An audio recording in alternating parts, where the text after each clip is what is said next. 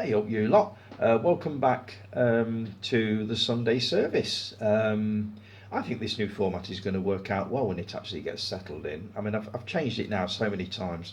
I can't remember how many times I've changed it, but I think this is one that I'm going to settle on. But we'll see how we go. Let's see, where are we? Right, sad news this week. William Friedkin, brilliant director, passed away this week. I will show you, just bear with me a second. I have one or two of his movies here. So these are pretty much my favourites.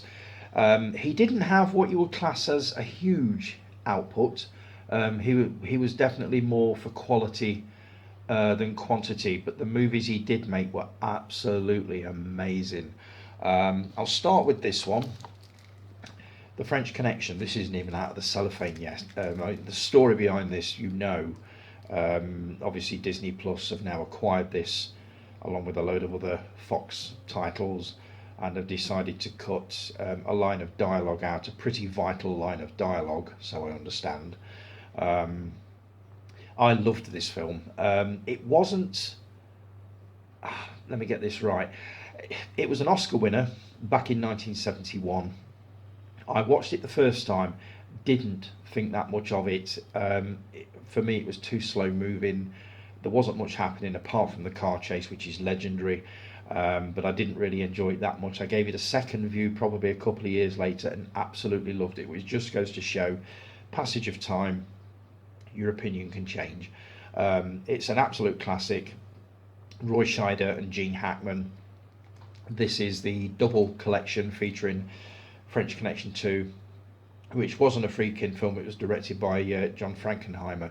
Now, I've never seen French Connection 2, but I would love to watch these two back to back one day. This was one of Friedkin's early movies. I think the one before that was The Boys in the Band, which I also enjoyed, but that was a classic. Next one is this, Sorcerer.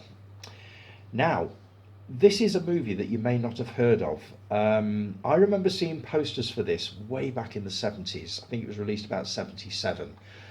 What it is, it's a remake of that, which is a French movie called The Wages of Fear. This is, I think it's 2.5 hours. It's supposed to be absolutely brilliant. Black and white, as I say, French movie. Definitely would love to watch that and this back to back. But Sorcerer, as I say, you may not have heard of. It came out in 77. It was released the same weekend as a little sci-fi movie called Star Wars, and pretty much disappeared into obscurity, which is a shame because I'm told this is an absolutely amazing thriller. I only recently discovered this Blu-ray and thought, I didn't realise that was a remake of The Wages of Fear, which I saw a long time ago and was absolutely brilliant. So I grabbed hold of this. As I say, the only unfortunate thing is it came out on the same weekend as Star Wars in 1977 and promptly trod a path into oblivion, so not many people saw it. This is Roy Scheider. Basically a group of sort of convicts and lowlifes are employed by a company to drive several truckloads of nitroglycerin over very, very dangerous territory. The tension in this is supposed to be electric. This is one I'm going to try and watch this week. Looking forward to that. And of course, Friedkin's basically legendary #1 movie for everybody anyway, The Exorcist. This movie's reputation sort of came here well ahead of it. So obviously people were reading newspaper articles about medics and priests being on hand in cinemas in case people sort of had heart attacks or felt ill during the screenings of this. It is an amazing film. It is still as powerful 50 years on as it was back then. The first time I saw it, it did genuinely shock the hell out of me, and I'd have been in my 20s when this first came out on, I think it was DVD, was it? No, VHS. It was promptly banned for years, so you couldn't get it for love nor money. and then all of a sudden it reappeared on DVD in special editions, director's cuts, and all that sort of thing. And now, with it being the 50th anniversary, we have an Exorcist box set coming out of the director's cut, various other cuts of the movie, loads of extras, books, postcards, all that sort of thing. Very tempted to grab hold of that and maybe let this one go at some point. But this, as far as I'm concerned, is Friedkin's finest hour. And one honourable mention, Al Pacino's Cruising. Absolutely superb thriller. I went to see this probably 1980 at Burton Odeon. I was literally the only one in the screening, which pretty much tells you it was not what you would class as a mainstream movie, but a cracking thriller. If you've never seen it, it's as hard edge as it gets. Al Pacino is superb in that one. So that's my personal library of Friedkin movies, so he will be missed. There's one that's missing from there, and I've tracked it down. Apparently it's just come out on 4K in the UK, and that's To Live and Die in LA.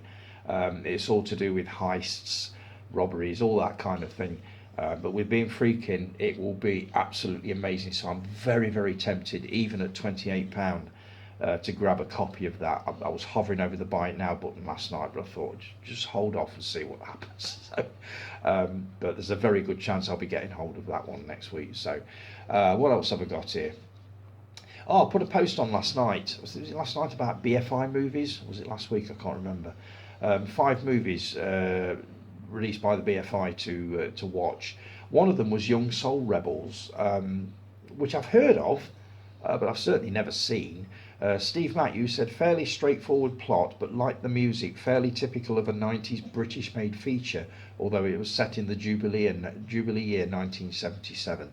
As soon as I saw the year 1977 and you mentioned music, I thought, that is going to be amazing. So I'm going to be tracking that one down.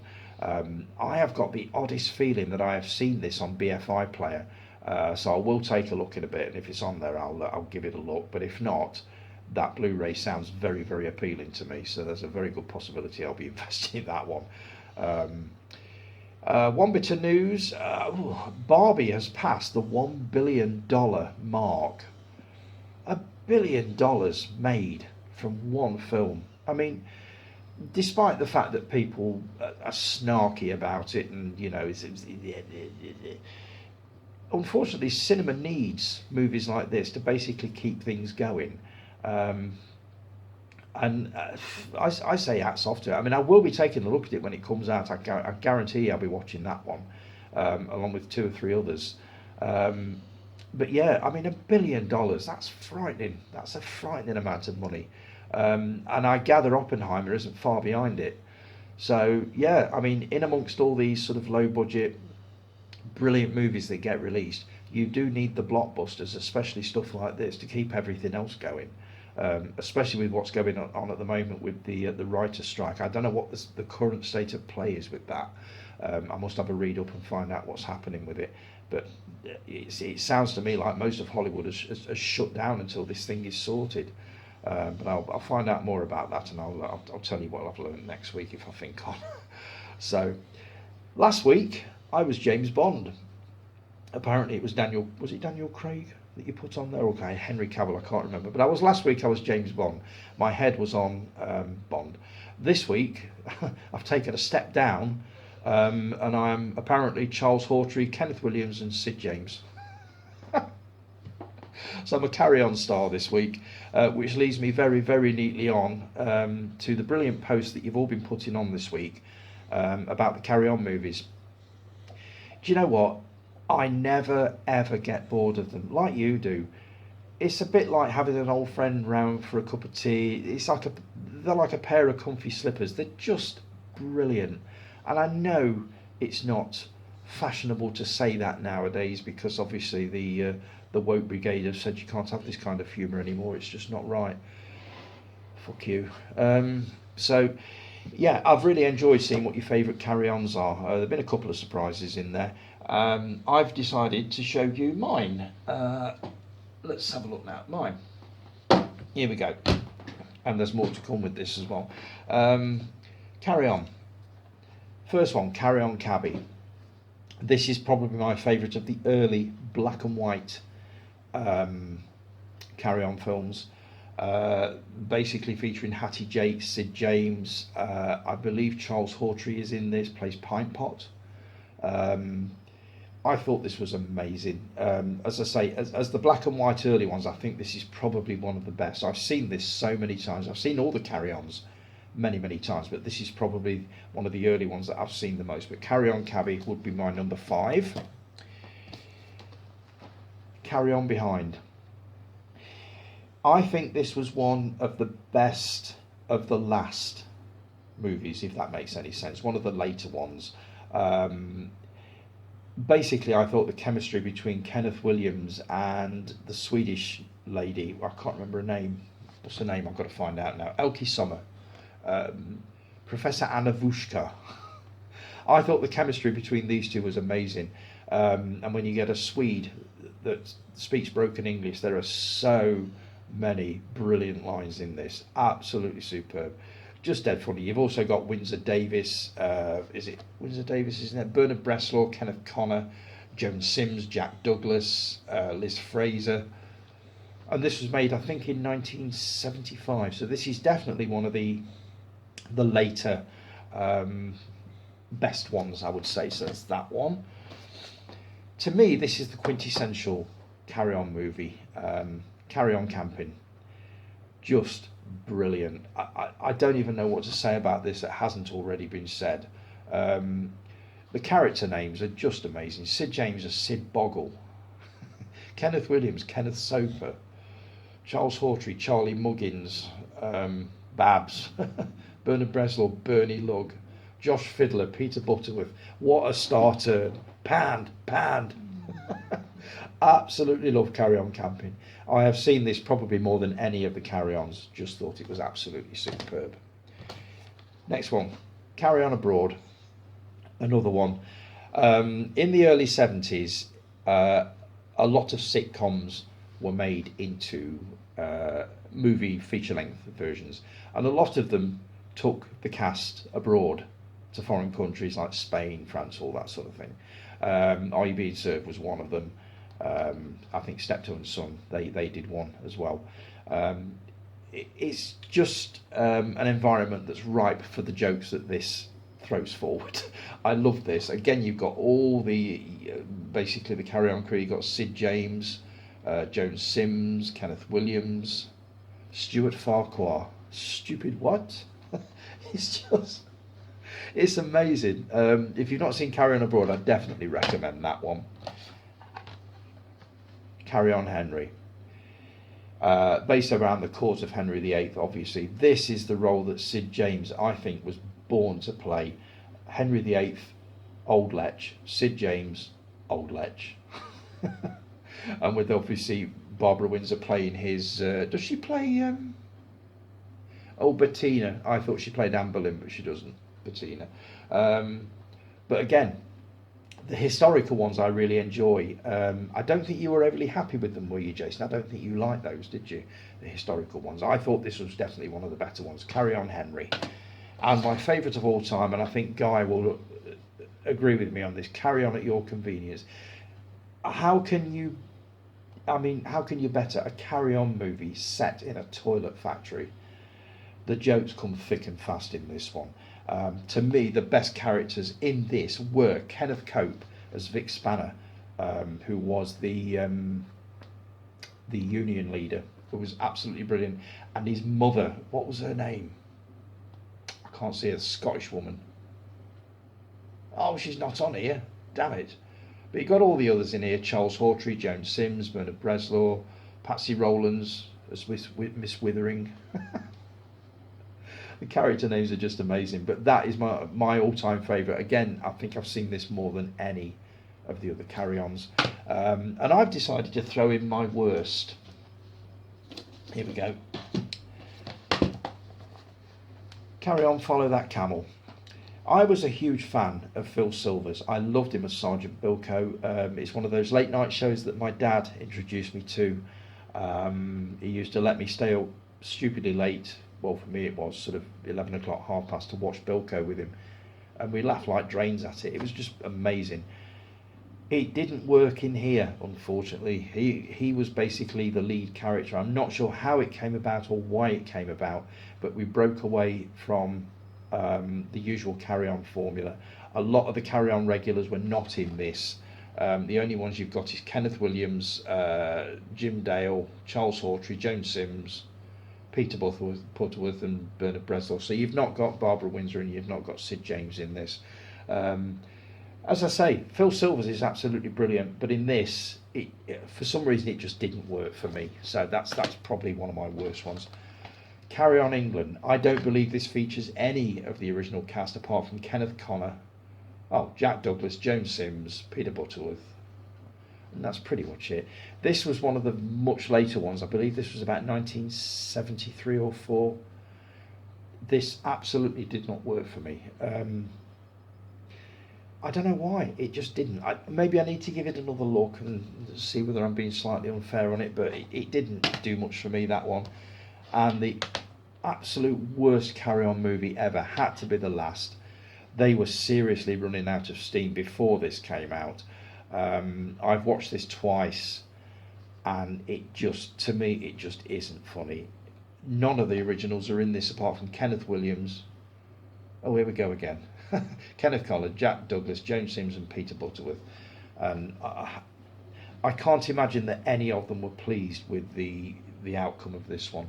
This was the last Carry On film they made. They tried to revive them with Carry On Columbus in the early 90s.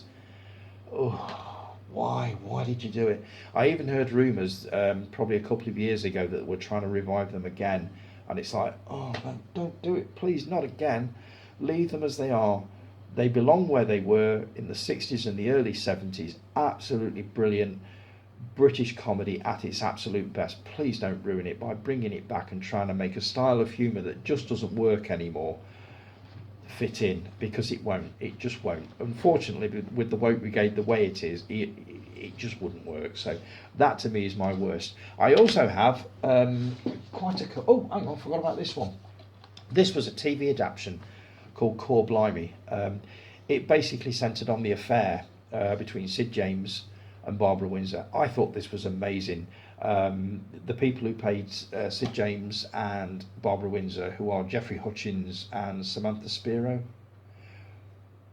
Absolutely, I believe Barbara Windsor was actually in this. This is a great TV adaptation if you've not seen it. It's a 90-minute thing, really, really good. And the Carry On books that I've got, if we just, blimey, I've got quite a few. Let's see, Carry On Actors, the complete who's who of the film series. This is basically everything you could ever want to know about any of the Carry On crew. It is more of a reference book. It's not one to read sort of, there's no photographs in it, not that I can see anyway. But if ever you spot a name on the cast list of a Carry On movie and you want to know more about them, this is the movie, this is the book to go for that. Let's see, next one. Carry On Regardless, getting to the bottom of Britain's favourite comedy films. This is just, let's see, exclusive interviews, personal memories, a review of the movies, basically a fresh assessment of the Carry On legend. I haven't read this, but I fully intend to. I think I only got this probably a couple of Christmases ago. Next one, I've had this one for years. This is a lovely book. Carry On Laughing, a celebration. And it is basically that. It's a celebration of everything Carry On. And I believe this one is quite heavily illustrated. Let's see. Oh, even the pages are stuck together. Don't ask me how. There you go. You've got quite a few pictures on there. That is an amazing book. I've read this quite a few times. I've often turned to that one. And this one, I only got very recently, so I've not had a chance to have a look at it yet. Carry On, Uncensored. The exclusive behind-the-scenes story. This is basically detailing a lot of scenes that were cut from the Carry On films, because believe it or not, even in the 60s and 70s, the Carry On movies had trouble with the censors. Certain lines, certain things that they basically tried to get past the BBFC, and the BBFC said, no, you're pushing the boundaries just a bit too much, you're not having that. In this book you will find a lot of scenes like that, and it details a lot of them. So if you've got an interest in what may have been cut from your favourite comedy films, I will grab a copy of this. I believe it's quite rare, but you can still get it on Amazon. So take a look at that, because I think you'll be fascinated by that.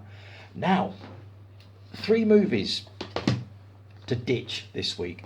These are all movies that are now out on Blu-ray, and I will get hold of the Blu-rays. I think, Dave Lowe, you said you were a bit of a Blu-ray snob nowadays. I think I'm basically shaping up to be pretty much the same. The first one is The Right Stuff. Now, this was mentioned in the 1983 thread that I did on the last video. This is a brilliant movie about the Americans' role in the space race.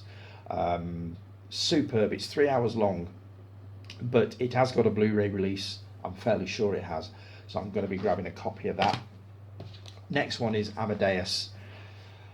I didn't think I was going to enjoy this. Classical music is not, or wasn't, my thing many years ago. It is now, but it certainly wasn't then. So I thought something about the life of, Wolfgang Amadeus Mozart with loads of his music in it. I thought definitely not, but watched it, absolutely loved it, and the soundtrack was superb. I actually bought the soundtrack on vinyl, which I believe I've got upstairs somewhere.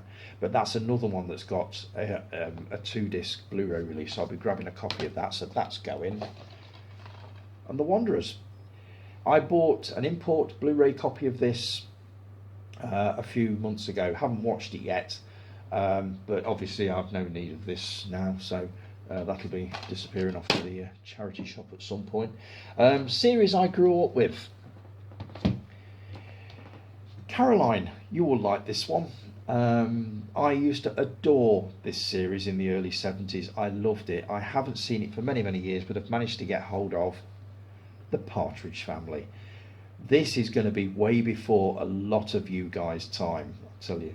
This is from the early 70s, probably 70, 71, maybe even 69, I'm not sure. What year was it? Does it say? No, it doesn't say, but I'm fairly sure this is very early 70s. This is the comedy show that launched the career of a certain David Cassidy. And it's just basically about a family who form a pop group, as they were back then, and go on the road touring, and it's basically their adventures on the road. They drive around in a very psychedelic looking, what you would class as like a school bus. I thought this was amazing. The soundtrack is brilliant. The comedy was great. It's just a nice, easy watch as far as comedy goes. This was when American comedy was very sort of easygoing, that kind of thing. There was nothing offensive in this. You couldn't possibly be offended by anything in The Partridge Family.